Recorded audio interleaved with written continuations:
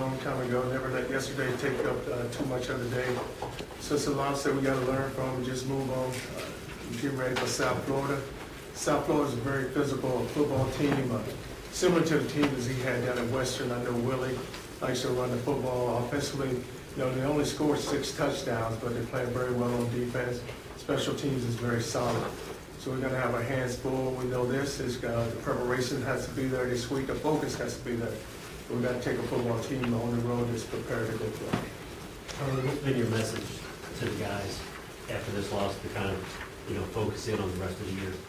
Well, I just said to them, it's a game that we didn't play well. It's a game kind of that we gave away, but you have to give credit to Central Florida. They played well. They scored at the right time. But when you put your defense out on the field, you expect them to go out and stop them, and we just didn't get it done. So it's time for us to move on and get ready for the next game. There's always the next game now. Did anything pop out video-wise on the last quarter and a half that the defense did wrong? Yeah, they just didn't.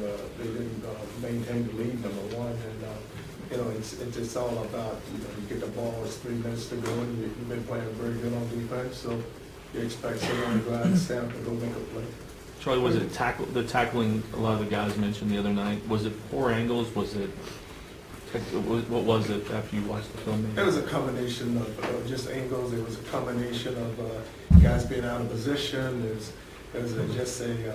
it was so much in the play on defense, and it was just a poor game. Just overall, just a poor game. Are you concerned about your depth in the defensive line? I don't think you subbed any in the defensive line in the second half. No, we in the D line we playing right now with 8 or 9 guys, so that wasn't an issue. The thing we didn't do it up front is we didn't reestablish the line of scrimmage. There was no tackle for losses. There were no sacks. So right now you're playing with Malden, Marcus. You go Brandon Dunn. You go Roy Fallon. You go BJ DeBose. You go Mount. And we go with. Mount and Dish is the other one, and Dawson. Did you use 8 or 9 in the second half? We played 8 in the whole game. Charlie, it appeared that for extensive periods of the second half, you were going with man to a 3-man line, and you weren't getting any pass rush. What was the thinking there, and would you do it differently? No, what we've been playing all year. We've been playing with 3 downs. So what it is, Marcus is kind of a floater for us, and but we played a lot of our nickel package. So with the 3 down, first and 10, you play a technique of where you want to stop the run. So there's running the ball in first and down. So what you do is you stuff. We play a stuff technique, basically a 2-guy technique. But that wasn't the issue. It wasn't what we was playing; it's how we played it. And so we didn't do a good job of how we played. And so when the guys watch the tape, then they realize, no, we didn't play very well at all. Those same guys, 2 weeks ago had, 9 sacks and 11 tackles for losses. So why didn't we get that same pressure against this team? And that's what we didn't do. Blocking scheme differently than you had anticipated? Or? No, it was one-on-one blocks. Go beat a block. And that's what we didn't do. It was nothing different. They showed us nothing different. They did nothing different. They came in there and they ran exactly what we thought they was going to run, and they played exactly the way we thought they were going to play. The fake with the way they fake the replay and throw the ball out in the flat with the bubble scheme. That's what they've been doing all season long. Do you challenge the defense, or how do you handle going into the game? Your defense. Well, it's not much need to be said because they understand how I feel about it and how I told them that yesterday. Have they come to you kind of talk about maybe some kind of soul searching or whatever after that loss? Said, Coach, we let you down. We did this. Didn't do this. Didn't do that. No, I don't need to hear that. I mean, we got beat. There's nothing you can come to me about. Guys, we had an opportunity, and I suspected. But what you have to realize is every play counts, and you have to go out and prepare. And you got to go play every play, and that's what we didn't do. And you're up. I mean, here you look at a lead. We're up 28-7, and you figure, okay, the game's in good control. Then you give them a big 3rd down. Then the next play they score.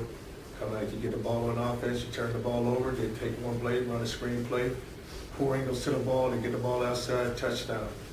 Now you get the ball back, now it's 28-21. That's a ball game, now let's go play. And we didn't ride, this is the first time adversity had hit us, and we just sat up and go play. Charlie, do you have to remind them that a great season is still out there? Yeah, one loss is extremely disappointing, but, there's, Well, we still have 5 games to play, and that's why I tell them all the time, it's so important that you go game by game, and it is so important that you worry about the task at hand, and don't worry about what everyone else says, guys. You have to focus on who you're playing. Okay, we don't play Rutgers, and you guys, we have a good game on defense. Okay, we had a really good game. Okay, now that game is behind you. You move on to the next game. But it's so hard as young guys for them to understand that, because they listen to what everyone else says. Then all of a sudden, when you get slapped in the face, then you get a wake-up call. And I think this would be a good wake-up call for them. A lot's been made of the schedule. Is maybe a weaker schedule, did that hurt you here because they had that adversity maybe in the first couple weeks of the season? No, because you had to go on the road, and people can say what they want to about Kentucky, but Kentucky was, it was a rival game, so you had to go fight and play hard at Kentucky, and then Rutgers come in here, and you had to go play them hard. So I don't think the schedule had anything to do with it, because if it was in Central Florida, it could have been South Florida this week. Who knows? And it's all about just us as coaches, and which was our fault, getting them prepared to go play. Now, offensively, we played an unbelievable game, but I knew that was going to happen because the week before, we didn't play very well on offense. So I knew we were going to bounce back and play a good offense and put on a good offensive show. And defensively, we needed to come with all 3 phases, and we didn't come with it. You mentioned earlier that you don't really have to tell these guys they understand the loss. Did you see anybody in here early, staying late? You could see it just kind of sitting with them? Well, you could just tell after, I had a team meeting yesterday, and I was standing up there talking to them, you can see it. And because what it is, you have a veteran team now, so it's not like they take it personal. And when you show them the tape, they really take it personal. They take it personal as a position group, which is good, but that's what you really want now, because now you see your program turning. It used to be a time where they take a loss and it was, all parts and giggles, but now it's like, it's no longer like that. Would you expect the defense to bounce back like the offense did against this game before this week? Well, I think our defense, because they played well all year long, it's one game, so now, you still got 5 to go, so let's see how well we can come back, and this game is behind us. I see, we gotta put this game to rest, and there's no bingos in this game, so we can't go replay it, we can't go redo it, so let's move on. How long did this loss stick with you personally? Well, it bothers me just because I just felt like that, we go out there and we could have played a lot better. And then you kind of look at yourself sometimes and say, hey, what could you have done as a coach to get them to go play that well? Because like I said, offensively we're fine. Yeah, made some mistakes in the kicking game. We get the ball kicked down there one time, could have let the ball go out of bounds. Could have had on the 35, we end up on the 12, but we got to make better decisions with our returners. And it does, because you do. When you have a loss, you kind of reevaluate yourself as a coach and see what could you have done better. You have a difficult time moving forward yourself? I do. You know why? Because when you put so much into it and you expect so much back, then you would like, and you want it more for your players than anyone. And it's hard to move on, especially when. And not to take anything away from Central Florida, nor they were a good football team, but, as one that we gave away. When you look at it and say, me personally, I think we were the better team, and we let one get away from us. How does that manifest itself? Do you have trouble sleeping? Are you pacing the halls? Are you taking the dog? What are you doing? A combination. Well, I don't think, I didn't sleep Friday night. Came in here early Saturday morning, kind of just sat here. Didn't watch any ball on Saturday, didn't watch any ball yesterday, so it's still kind of just, it lingers, but I have to move on myself, because, a lot of times they're going to react the way I react, so, and I told them yesterday, let's put it to rest, guys, and let's move on, and let's get ready for South Florida. Don't let this game beat us twice, because what could happen, we can't let this game beat us twice, and that could happen if we don't put it aside. How much is the image that you project to the players different than what you're really feeling week to week? It's not much, because they can tell, because I don't try to hide it, because even even they knew how I felt. They knew how I felt after the loss. I told them in the locker room when the game was over how I really felt. People all walk in here to do a press conference, so they understand. Is that the same when you have a big win and you feel real good about the team, but you don't want them to feel good about themselves? Yeah, because what happens though, there's always mistakes that are made, and you have to show them their mistakes and make sure that we improve. Because you don't want them to think that, hey, all of a sudden we just went out there and played this perfect game. It's never going to happen. But they have to realize their mistakes and where we can go get better ourselves. Two of the mistakes, I think, Sonoris' fumble, talk about that, and I mean, has he had some issue? And then Gaines bringing that ball out of the end zone when you would have had it on the 25 and then you got it on like, I think the 12 or the 13. How big was that in that sequence? Well, the one, Sonoris, that could happen, but still, even with his fumble, just that didn't really, I don't think it really hurt us because even as a defense, you go out and hold them to 3 points. Just go hold them to 3. And then we go out and give up a touchdown. One play is a screen play. Right. The guy cuts the ball back all the way back across to the defense, and I think we really can run very well on defense, and that happens when you're on the football, and you win the ball, you just keep it inside in front of you and make the ball cut back to the pursuit, then you're fine. And then it was not only Gaines' decision, I think Clark may have made another decision because I think the one he was going to feel was going out of bounds, and we would have got the ball. And I think the Gaines was the one that we got sacked in that drive. But still, I mean, we're up, and we just you just got to be able to hold the lead. What do you think Brown's running? Is that different than it's been all season? Is he going on or what? No, I told him yesterday, I said that he ran very hard. He ran like he was possessed. And he ran behind his pads and just ran hard and ran over people.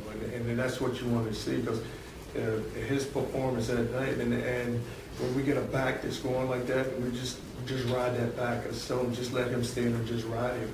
And because he had the hot hand in, so we just keep giving him the football and let him keep running. Look at the run he made there to get us the touchdown to go ahead. But that one drive, he was just pounding people. How does that, where do you stand on your running back committee, so to speak? It's still, you had those 3 backs, and it was Brown's night that night, 2 weeks ago, it was Sonoris night. So you still let the guys let them go out there and see whoever gets the hot hand, we're just going to ride that back. Will Brown get first crack this one? Yeah, I think so. There's one of the 3 of them. Charlie, Dominique said after the game that Sonoris and Dyer, like they were supposed to get snaps, but they went up to him and said, listen, you're running so hard, you take it. What does that say about your running backs and just as a unit? Well, you have so many unselfish players on this team, and we always talk about the team and you tell them, some guys, if someone's playing well, just leave him in and just let him continue to ride it. And that's what we did the other night with Dominique, because he was playing so well. And sometimes with Sonoris, like he fumbled the ball, and when guys, they get down on themselves, and that's what you can't allow to happen. He's got to, come on, we need you. You don't know when we're going to need you. Something happens, you have to be ready to come back and bounce back in the game. But it is hard, when you get in the game like that, and it's something, when it's not going your way, and then all of a sudden it starts turning, and guys, they start pressing, and they press, and they press. When they ought to just sit back and say, listen, we've been in this position before, just relax, just calm down, and we'll get it straight. When you went back and watched the film and saw James Quick to snag that, were you like, that's the kid I recruited? Oh, finally I got to see that. He just, he never broke stride. He's just like, he reached down with one hand. I don't know how big his hands are, and just picked that ball up. He was just running, and I was like, oh, put the ball away. But I was so happy for him. And you think at that time, the energy that when he scored that touchdown, where he went up 28-7, the energy that was pumped in the stadium, because our fans were unbelievable. And that's why we talk about the loss. That's why it lingers on me so much, because I just saw our fans and what they wanted, and how much you have seen them now turn, and how the culture is beginning to turn, and it hurts them. But rightfully so, because now they won't see a good football team, and now they're taking pride in the passion that they have and the energy they have. That's why you wanted so much to go win that game, because the setting was there for us. It was there. The setting was there.